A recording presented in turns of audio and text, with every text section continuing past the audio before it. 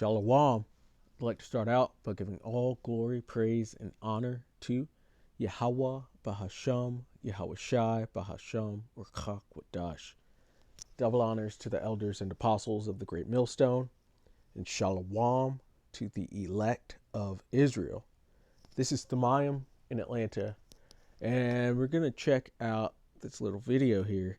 It's a little short, and it's going into the defiled bread that we have to eat here in Babylon. And it's not just the bread, it's all of our foods, even the stuff that's organic. It's not actually organic. Just think about it. You have organic seedless watermelon, which means it's been tampered with for it to not have the seeding with it. And the seeds, especially in watermelon, those have a ton of different health benefits with it as well. Just like the rind of the watermelon, it has a lot of health benefits too. But Esau has tampered with all of the Lord's creation and gives us GMO foods and seedless watermelon and this bread that's making people fat and sick, and it all operates together when you consider the food system. They've got the Food and Drug Administration, and then the medical system, the American Medical Association. And these things it's all a big cycle. You eat the bad food and you get sick, and they give you medicine that just patches up the problem and doesn't get to the root of it. But the Lord created good food that actually nourishes our body, and we'll have that in the kingdom when we finally get there. But for now, we have to eat our defiled food amongst the Gentiles. And so let's listen to this video. Ever eat Wonder Bread? It tastes terrible, and it's slowly killing you. Because for 12,000 years, buying bread was the same. You go to your local baker 5 minutes from where you live, he gives you carby goodness, and you get half your daily calories from him. But that works everywhere except America in the 1920s. There's 100 million people to feed, and they're all spread out, so local bakeries don't work. 6 million kids end up starving because they can't get their daily bread. But then these guys come up with an idea. What if we made bread like we made cars in a factory? So they start pumping out millions of loaves per week. But there's a problem. By the time the bread ships to hungry kids, it's moldy. But then science comes to the rescue with this new thing called a preservative, like this one, azocarbonamide. It's banned by the EU and used in yoga mats. But it works. Bread lasts up to 3 weeks on the shelf. Ever eat Wonder Bread? And this is just looking at one item, bread, but it's all encompassing. All of the food here in Babylon is defiled in some type of way. You still have your local farmers and stuff that will make some or grow some decent food, but even that is defiled. You have to think about the water cycle and how the polluted waters get recycled up into the clouds or through is that condensation? I forget, but that's how the water cycle works. The water that's on the ground will condensate up into the clouds, and then those clouds get full and it'll rain down, adding back into the water, whichever water supply it took from.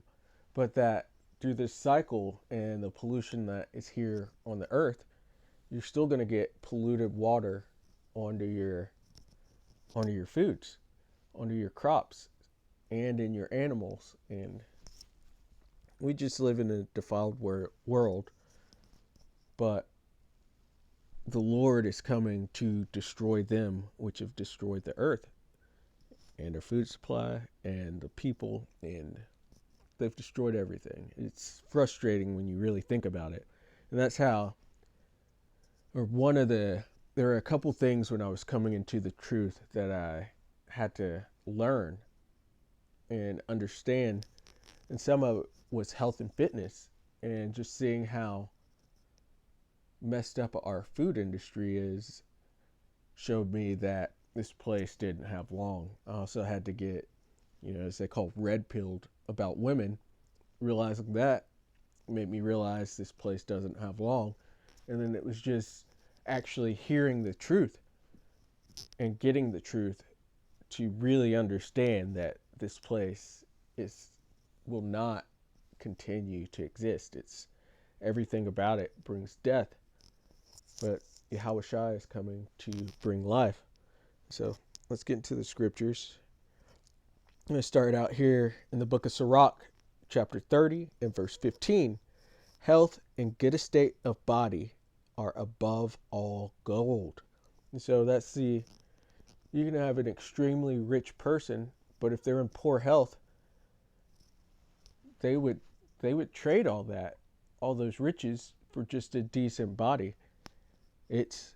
That's one of the best things that you can have. And it says, and a strong body above infinite wealth. Because some of these aches and pains you get in your body are worse than death. And so having a good body, being healthy, and keeping that health, you still have to maintain it. And you have to, within this society, you do have to learn certain things so that you can maintain your health and not put defiled things into it, because that'll just bring you down. It'll inch you closer to death. It'll bring more pains onto you. But there is defiled bread here, and we have to navigate around it. And that defiled bread just brings you poor health. So really wasn't going to make this too long. This is the book of Ezekiel, chapter 4 and verse 13. And the Lord Yahweh said, even thus shall the children of Israel eat their defiled bread among the Gentiles. The children of Israel being the Negroes, Latinos, and Native Americans, as well as our scattered, who are going to come back looking like all of the nations, because we've been scattered into all of the nations. But we're eating our defiled bread here amongst the Gentiles. And this is the ultimate Gentile city, that being Babylon the Great, aka America, because they call it a mixing pot, a melting pot. And so you've got all of the heathen nations here, and we're in the midst of them eating this defiled bread, and literally defiled bread.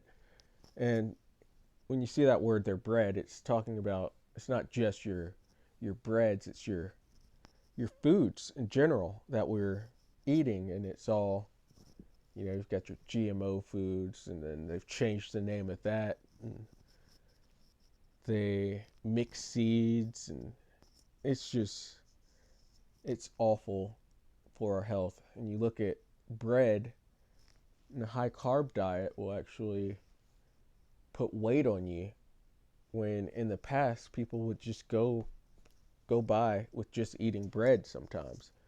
And bread would, Yahweh Shai split those, or was able to turn those fish and the loaves of bread into feeding a whole multitude of people. But here we couldn't just have bread, because bread makes you fat with that high carb diet, and it brings health problems on you. It creates brain fog, and it's just a situation that we need salvation from. So it's not looking like it's too long from now before Yahweh Shai does return, and we can enjoy some very nice wine, real bread, and real meats with them. Real food. That's something I look forward to in the kingdom. And so, Lord willing, that was edifying. I'd like to give all glory, praise, and honor to Yahweh Bahasham, Yahweh Shai Bahasham, or Quadash. Double honors to the elders and apostles of the Great Millstone. Shalom to the elect of Israel. Shalom.